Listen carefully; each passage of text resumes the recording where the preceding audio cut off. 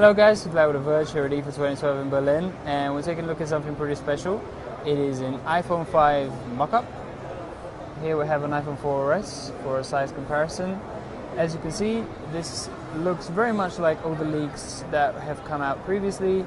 You've got a two-tone back cover here, and flipping it around to the front, you've got what looks to match the 4-inch leaks and rumors that we've heard of the iPhone's display going vertically higher. So this is the original iPhone 4S, and this is how big or how tall the new iPhone display would be, assuming that this mock-up is actually legitimate. We have gotten a hold of this from one of the case manufacturers here at IFA in Berlin, which has chosen to remain nameless in order not to upset a certain company.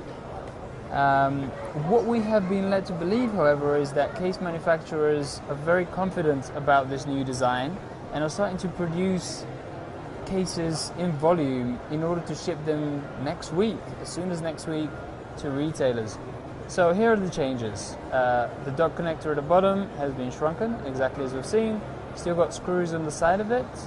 Right there you have openings for speakers. On the original iPhone 4 and 4S, only one of the openings is a speaker, presumably the same with this new one. And you have the headphone port, which is usually on the top on the older design, but is now here at the bottom. Flipping this iPhone 5 mock-up to the top, now you only really have a power/lock button, nothing else on the top. Looking at the left side, nothing seems to have really changed. It doesn't have that colored label. We've seen some leaks that do have the colored label. And you might also notice that beyond the metal surround, there is still a little layer for the display, which matches this one. But this is notably thinner than the iPhone 4 and iPhone 4S design. The home buttons look to be pretty much identical, and they operated pretty much the same way. One of the notable omissions from this iPhone 5 mock-up is that you don't have the little dot for opening up what we presume is a micro SIM slot tray.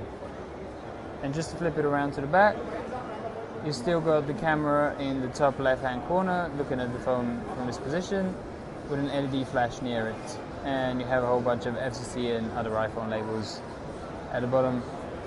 Notably, the iPhone font doesn't seem to match Apple styling, but again, this is just a mock-up.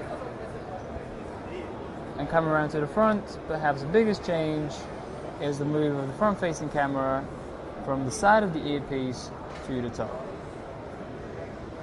So that's really it. It really seems to look exactly as all the leaks have suggested that it would look. The iPhone 5, it is thinner, it is taller than the iPhone 4 and 4S.